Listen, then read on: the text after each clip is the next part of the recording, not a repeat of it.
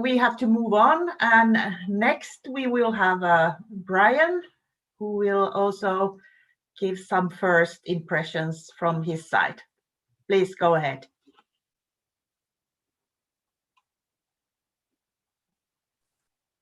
Thank you very much, Tina. And I want to congratulate IRENA on this event. I've attended the first and the second, and I'm really enjoying already the third international forum.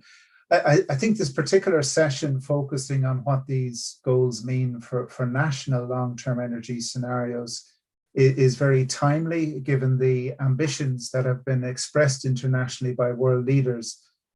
And so I'm very much looking forward to the discussion. I'm going to talk about three things. So the first one is if you go on to the next slide, please, is from the International Energy Agency Technology Collaboration Program, ETSAP, the Energy Technology Systems Analysis Program. And within this technology collaboration program, we provide energy systems modeling tools to inform policy decisions.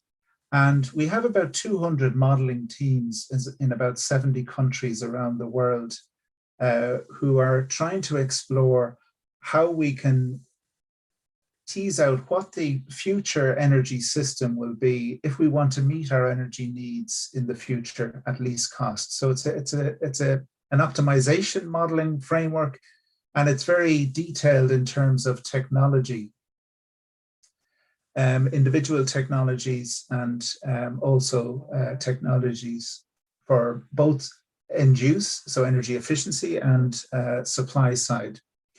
And after the Paris Agreement, there was a lot of discussion about 1.5 degrees. There was a lot of discussion about what countries could do, but there wasn't very much analysis on what individual countries could do to meet this ambition. So given the scope that we had within our technology collaboration program, we put together a series of national case studies into a book to try and explore what this ambition might mean for individual countries, whether it was achievable, and what kind of things might be required to get us there. And this book was then referenced in the IPCC 1.5 degree report, because at that time there was very little analysis at individual country level. There was analysis at global level and at regions, large regions within the world, but not so much at individual country level. And so that's the first thing I wanted to say, which is a contribution from the ETSAP Technology Collaboration Program. The second point I'd like to make builds on what Yuri was saying. Next slide. And it's to do with this question of net zero. And one of the things that we don't maybe talk about enough is it's not just the timing of when we achieve this net zero, that the pathway to get there is hugely important. And that's shown by this simple graphic here, where we can see that all of these graphs achieve net zero emissions by 2050. However, their contribution to global warming, to climate change, is significantly different, because the cumulative emissions under the curve in each of these is very different. And it's the cumulative emissions of carbon dioxide that determines the temperature that we will arrive at. So while net zero by 2050 will effectively allow us to stop global warming by 2050, the temperature at which we do that will be determined by the cumulative emissions. And this point is not often discussed when we look at countries who set targets for carbon neutrality, or indeed climate neutrality. The focus is on the emissions achieving this net zero by 2050, and there's much less discussion on the pathway. But actually what you see in most of the pathways that are aligned with the Paris Agreement, you'll see the shape of them follows closer to the early action, certainly, than the late action, with the significant ambition between now and 2030. And this ambition between now and 2030 is one of the things that's been focused on by countries appropriately, because setting a target for 2050 is 30 years away, whereas actually what we do in the next 10 years is critically important. And these very ambitious targets for the period between now and 2030 are very challenging from a modeling perspective. Our modeling tools are challenged to meet these ambitions.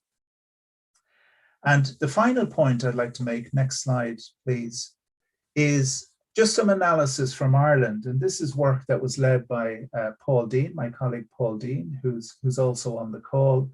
And it looks like it looks at the some of the results for 2050 for Ireland arising from a net zero emissions strategy focusing on the energy system. And as you can see here on the left-hand side of this Sankey diagram, effectively what we have is a more or less 100% renewable energy system. It's dominated in our case in Ireland by wind because of our significant wind resources. And also then we have bioenergy to meet some of the hard to decarbonize, hard to electrify sectors. But on the right-hand side, you'll see some points that link to some of the discussions that we're having, but also the discussions later in the week. I see the JRC are hosting a session where they talk about the no regrets options. So we have these, and these came through in Dolph's presentation as well, the energy efficiency, electrification of heat and transport, and the deployment of renewables. But I'd also like to draw your attention to the bottom part of this, that the public and political support is key. And there's also a session in the conference dealing with this, focusing on the non-technology, non-economic aspects of this, the politics and the societal piece. Because this, while we can show on a simple diagram how this is technically achievable and how we can quantify the investment and how we can assess the impacts on the economy, whether society will facilitate this transition, whether society will lead this transition, this is the key challenge, I think, that we all collectively face. And with that, I'd like to close on my initial remarks, Tina, and I'm looking forward to the discussion. Thank you.